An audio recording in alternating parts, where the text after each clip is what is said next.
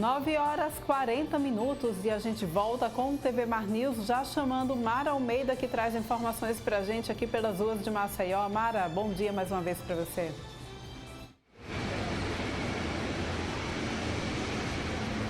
Bom dia, Porlane. Já estamos aqui na Praça Centenário e agora o nosso assunto é sobre um decreto do governo federal, né, que na última sexta-feira regulamentou a logística reversa de medicamentos. Para a gente entender melhor o que é isso, nós estamos aqui com a Flávia Dabur, ela que é conselheira do Conselho Regional de Farmácias daqui de Alagoas.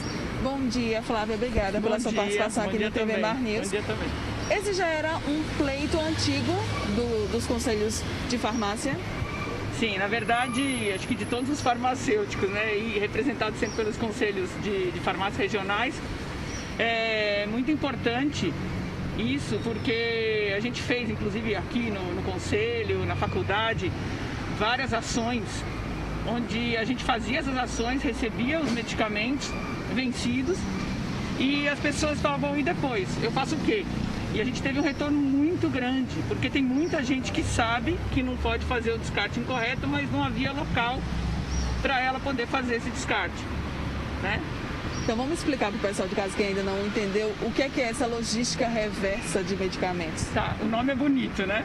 Mas na verdade o que significa? Que tanto o fabricante, no caso as indústrias farmacêuticas, os distribuidores e primários, né, de grande escala, e as farmácias, que também são distribuidores, né, de medicamentos, né, dispensadores de medicamentos, vão ser corresponsáveis por essa coleta, tá? Então vão existir algumas farmácias, tá? Isso ainda não foi determinado quais serão, tá? Vai ser, então eles pediram em torno de um estabelecimento para cada 10 mil habitantes, que vai fazer esse recolhimento. Então eles vão ser postos de coleta, né? Pontos para você poder depositar esse medicamento que venceu, ou por exemplo não usa mais, terminou o tratamento e sobrou medicação de um antibiótico, por exemplo, que não pode ser reutilizado sem uma prescrição médica, né?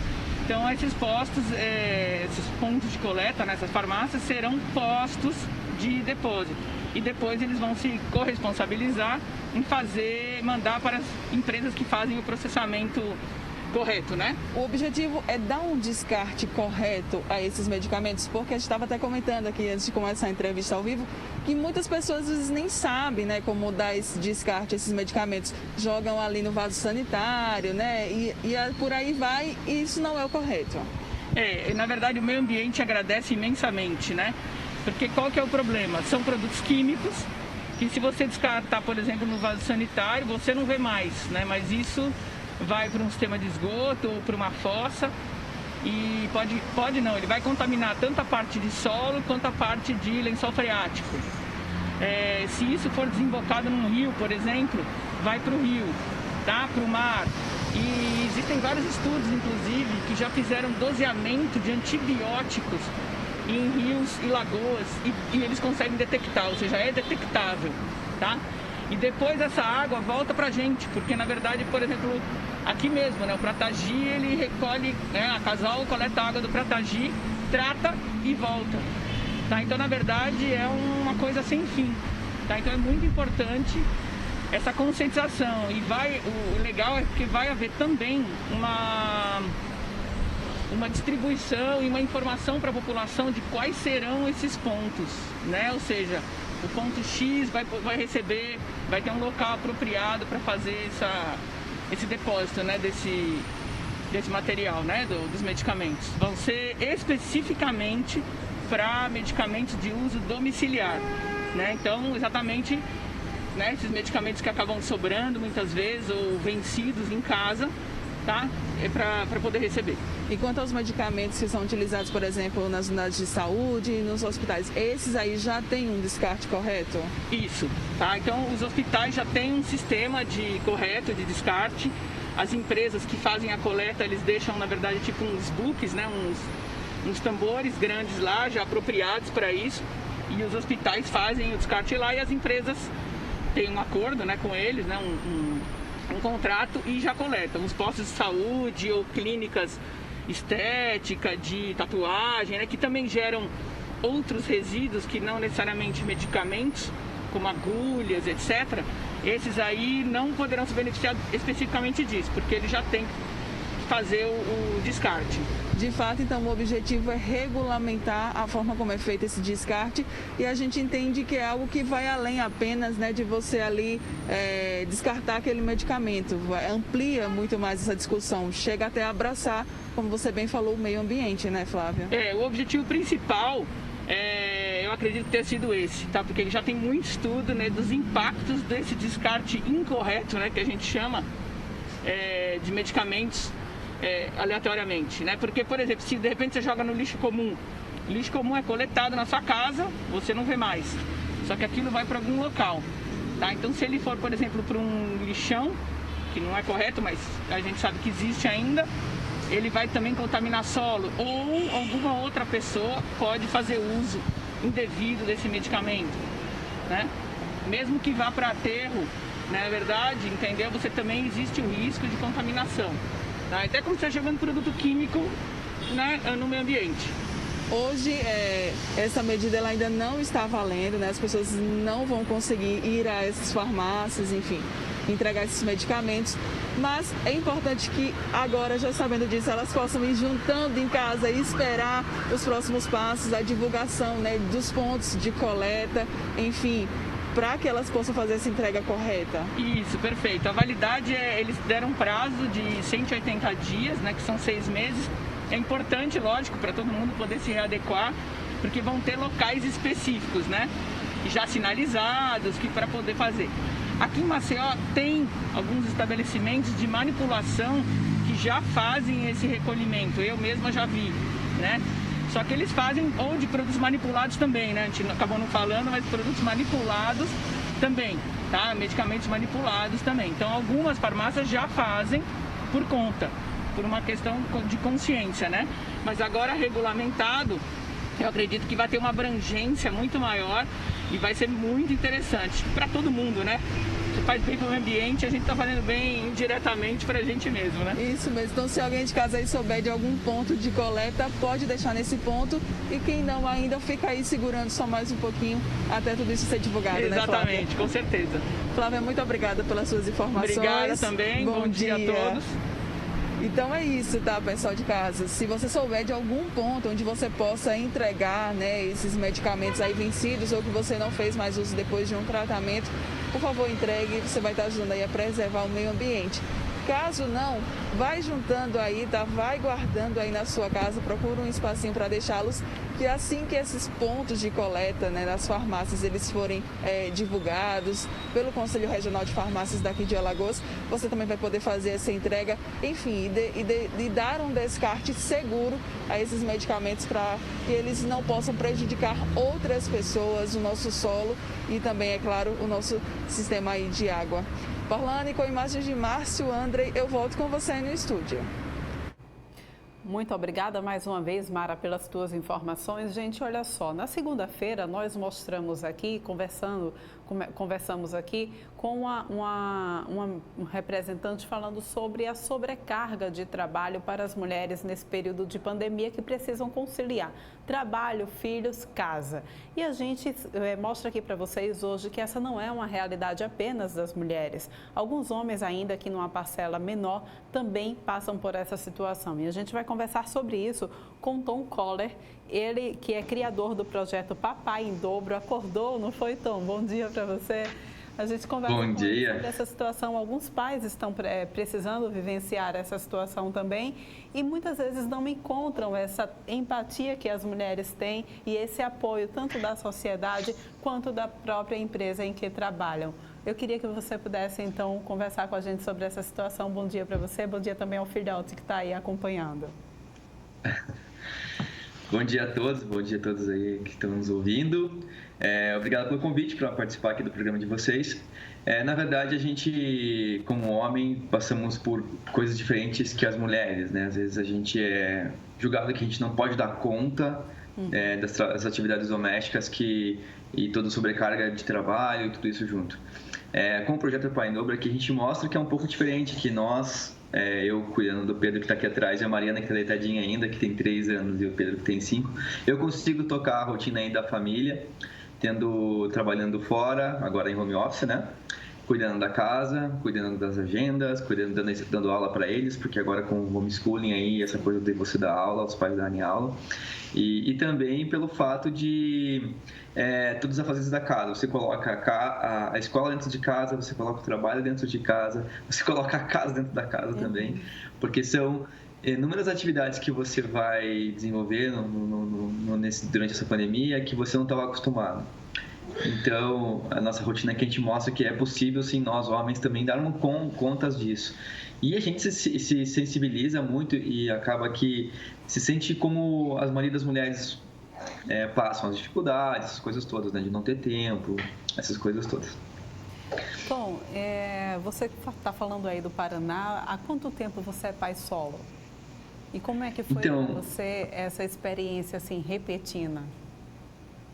Sim, eu me tornei pai solo praticamente há 1 ano e 10 meses, mais ou menos, agora 1 ano e 11 meses quase, por conta do falecimento da minha esposa, né? Então eu resolvi, assim que isso aconteceu, o Pedro tinha 3 anos e a Mariana tinha 1, e eu assumi a paternidade, assinei embaixo a paternidade e quis realmente que isso fosse acontecer assim de uma maneira do jeito que eu queria, ou seja, eu queria morar sozinho com as crianças, eu não queria dividir minha casa com minha mãe ou com um sogro, com sogra, coisa assim, que hoje, que atualmente me ajudam nas coisas, porém a minha família, eu, Pedro e a Mariana, e a gente toca aí a vida tranquilamente, de maneira feliz, embora o motivo ele foi um pouco fatídico, né? Mas a gente é muito feliz e sempre está mostrando isso nas redes sociais aí, como a gente toca a vida, como é que é a visão do homem cuidando de 2 crianças. Como driblar o cansaço físico, emocional também, né? Principalmente durante esse período que está todo mundo confinado em casa? Então, eu tenho aqui alguns truques, né? Primeiro de tudo que eu também me sinto estressado às vezes. Sim. É natural, é natural a gente sair um pouquinho do comando, porque, por exemplo, saindo daqui eu tenho uma reunião no trabalho agora às 10h15. Eu tenho que dar alguma coisa para o Pedro fazer para que eu possa tocar essa reunião. Isso faz com que a gente aprenda novas coisas, né? Por exemplo, quando tudo isso começou, passou por umas 3 semanas até a gente encontrar uma rotina de trabalho para eles e para mim, foi um momento muito estressante. Agora ele já entende o que é uma reunião do trabalho do papai, né? Então a gente fica ali comportado que nem nesse momento. Aí às vezes eu tenho que explicar para ele que ele não pode interromper, a gente coloca alguns brinquedos muito à mão deles para que eles possam automaticamente abrir uma gaveta e achar os brinquedos que querem, caneta para desenhar, lápis, coisas que eles vão se divertir. Deixei uma série de atividades para eles brincarem, sempre deixei isso muito à mão, o que facilita aí o nosso convívio, nossa rotina diária.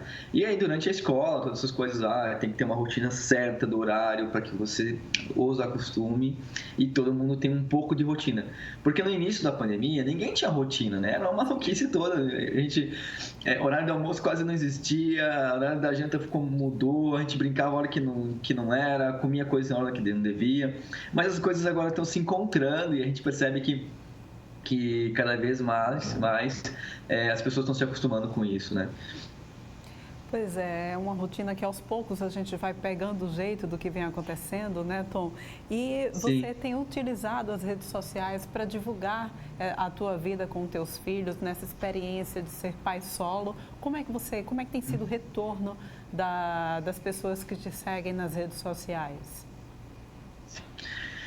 Eu estimulo pais a serem mais participativos da família, né? Então, eu estimulo o pai a pensar, a refletir coisas. Não é lavar uma louça só para a esposa, isso é dividir tarefa da casa. Mas cuidar e ser um pai participativo, ele vai muito além disso. Eu faço aqui um questionamento para que as pessoas pensem. Vem cá. Só um minutinho, tá? Você, homem, por exemplo, quantas vezes você olha a agenda na escola do seu filho? Você acompanha a carteirinha de vacinação? Você marca um dentista, um médico? Você dá uma olhadinha na gaveta do seu filho para ver se ele realmente não está precisando de uma meia, uma cueca, ou da sua filha? Então, essas coisas eu estimulo que os pais sejam mais participativos e encontrem prazer nisso, encontrem prazer de achar divertida essa vida de ser pai ativo, sabe? E também muito daquela coisa do gênero, né? Porque o homem ele foi criado de uma maneira muito diferente pelos nossos pais do que as mulheres. Então, eu estimulo que os homens atualmente possam se atualizar de alguns conceitos e dizer assim, moxa, a mulher foi para o mercado de trabalho e eu estou no mercado de trabalho. Então, a responsabilidade do lar é 50% para cada um. Não tem por que eu sobrecarregar a mulher. Né? Não tem por que eu almoçar domingo, depois a mulher ter preparado o prato, eu sentar no sofá e ela voltar para a cozinha lavar os pratos. Né? Isso, acho que não é dividir exatamente como uma casa. E eu faço esse exercício porque eu acreditava, antes da repartir, ser um pai um pai que dividia as tarefas nos 50% e às vezes achava até que eu fazia mais que ela. Depois que ela se foi, eu entendi que não, que ela tinha uma sobrecarga muito maior que a minha. E essa sobrecarga às vezes não estava na atividade física, mas era por dar conta das agendas das crianças, de escolher a carteirinha de vacinação, de marcar o médico, de fazer mais um monte de outras coisas que as crianças precisam de atenção, brincadeiras e tudo mais, sempre está preocupada com as coisas, e quando eu não fazia, né? E agora, hoje em dia, eu entendo muito mais as mulheres, né? Porque se ocupam com as atividades domésticas, com todas as funções da casa e mais o trabalho fora. Então, eu entendo muito bem como é que é isso. Verdade, inspiração também, né? E você deixa muito bem essa mensagem para os pais que puderem nos assistir nesse momento, da necessidade de participar ativamente e lembrar que não é uma ajuda que você venha dar à sua esposa, é uma divisão de tarefas, não é ajuda, é uma divisão. Eu acho interessante. Eu sempre penso lá em casa, sempre digo ao meu marido e às meninas também, nós somos uma equipe e para tudo funcionar, todos têm que trabalhar, todos têm que fazer a sua parte. Sim, aí acaba que alguns são melhores em alguma coisa, outros são melhores em outras, mas a atividade ela tem que ser dividida entre todos os membros da família. Hoje em dia o Pedrinho já me ajuda a juntar os brinquedos, já guarda as coisas deles no quarto, ele já faz algumas tarefas. E é engraçado que ele procura me ajudar a lavar a louça, por exemplo, procura me ajudar a estender roupa, procura me colocar roupas para lavar, e não é uma coisa que nem eu pedi para que ele fosse. Mas sim porque ele me vê fazendo. E uma outra coisa muito interessante, por exemplo, quando eu vou com eles num parque, né? Quando podia, agora faz tempo que a gente não vai, né, filho? Quando eu podia, a gente, por exemplo, eu levava a Mariana no carrinho e o Pedro gostava de levar um carrinho de bonecas também, porque ele me acompanhava. E aí ele coloca no carrinho de boneca dele uma boneca e num carrinho cor-de-rosa, porque é o que os brinquedos que a Mariana tinha, eu não tinha dado nada disso para ele. E ele ia comigo no parque aqui de Curitiba, acompanhando do meu lado, empurrando o carrinho dele. E engraçado que a sociedade olhava com ele assim, coitado desse menino, sabe? Parece que os homens olhavam com cara de julgamento, assim, coitado desse menino, parece que o pai está estimulando ele a ser homossexual ou algo do tipo. Não que homossexual seja alguma coisa ruim, mas a sociedade julgando de uma forma pejorativa a atitude do meu filho em empurrar um carrinho cor-de-rosa com uma boneca dentro, sendo menino.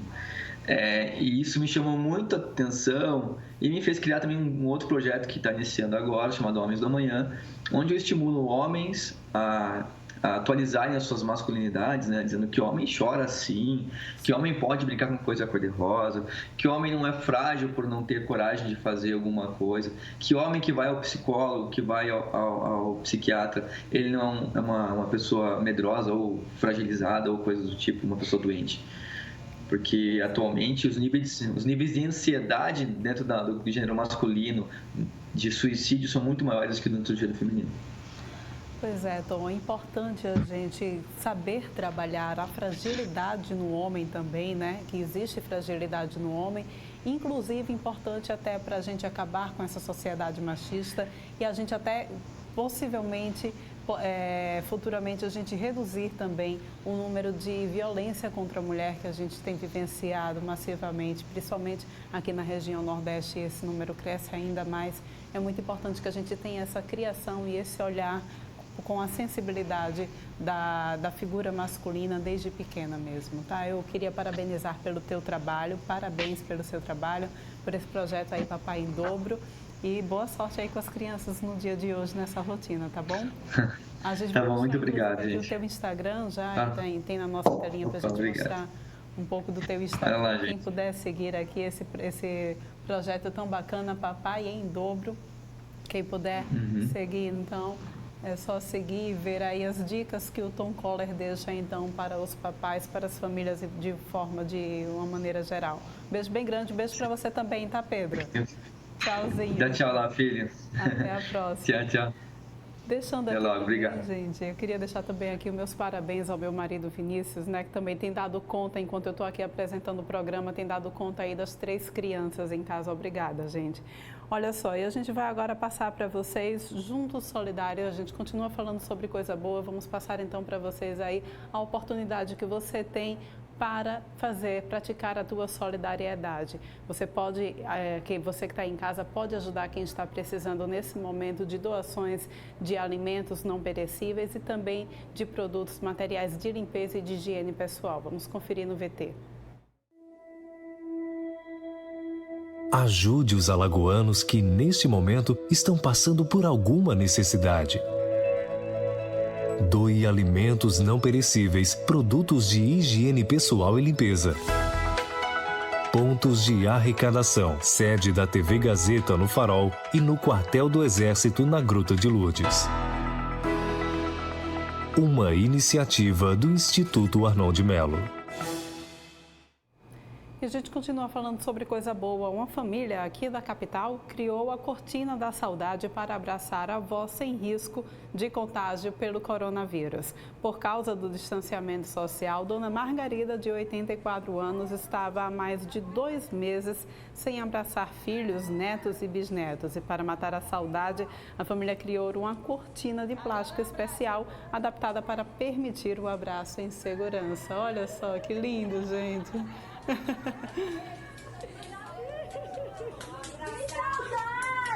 Peraí, João.